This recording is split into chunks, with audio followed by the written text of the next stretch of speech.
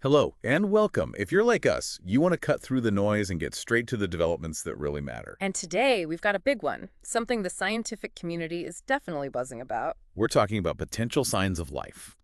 Way out there, beyond our solar system. It touches on that huge question, doesn't it? Are we alone? It really does, and the basis for this whole discussion is some fresh research, just out in the Astrophysical Journal letters. Right. And the focus is this planet, K2-18b.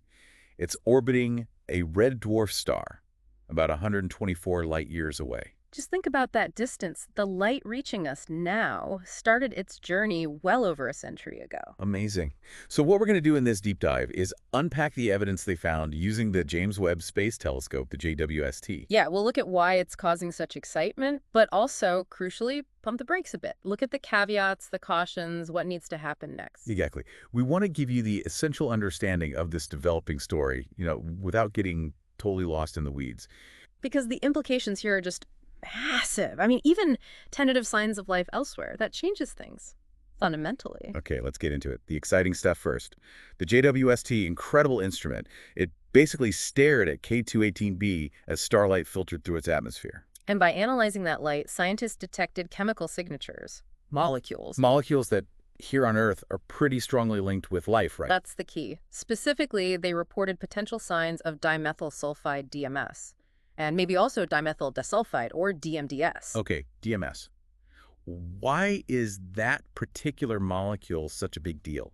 Well, on our planet, DMS is overwhelmingly produced by biological activity. Think tiny marine organisms, phytoplankton, bacteria. It's part of the sulfur cycle here. So it's got this known biological source on Earth. That's the hook. Precisely. And the lead researcher, Professor Nikumasu Satan from Cambridge, didn't mince words. He called it the strongest evidence yet there is possibly life out there. Wow, that's a strong statement from a lead scientist. It is. And he seems pretty optimistic they could get more data, maybe confirm the signal within, say, 1 or 2 years.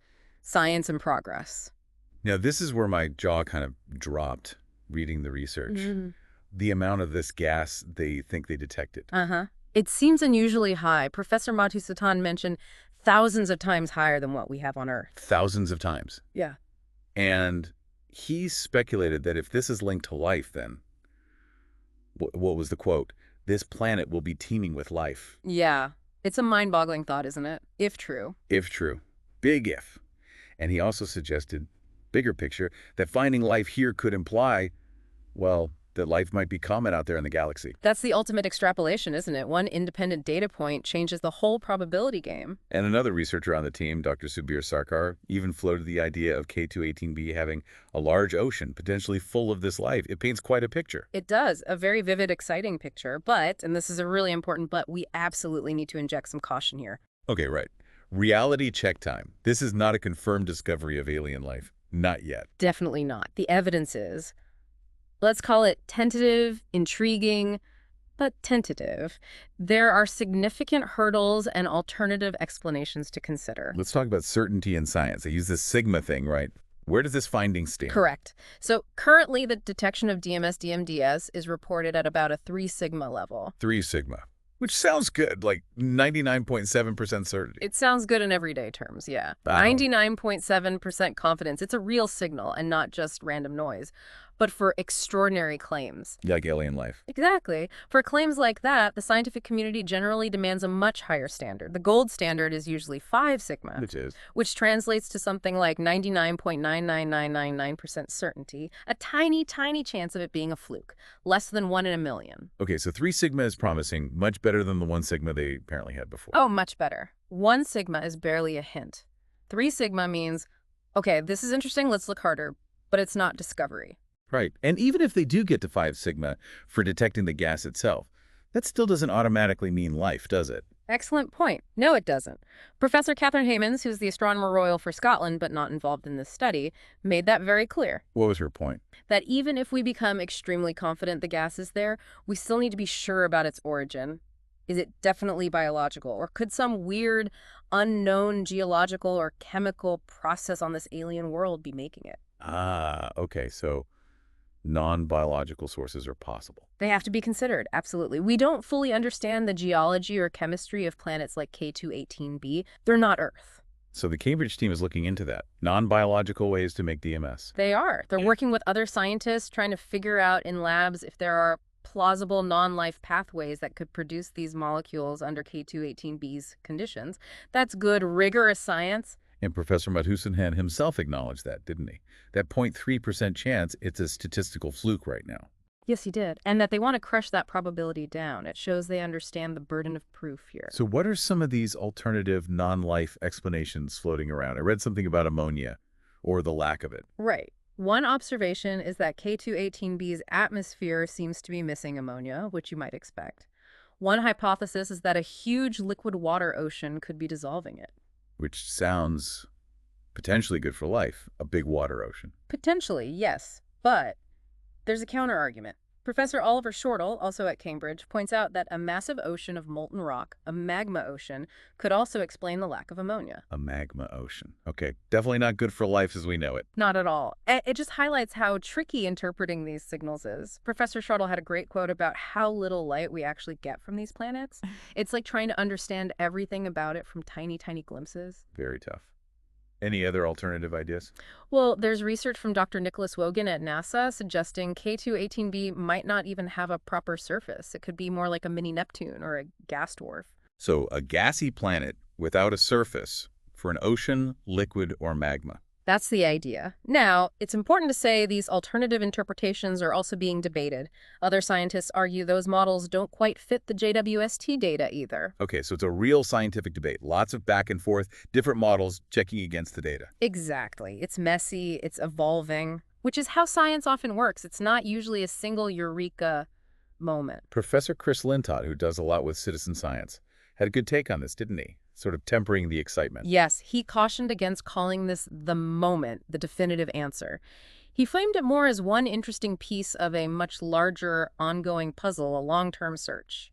Which feels about right. It's a potentially significant step, but just one step. A crucial perspective to maintain.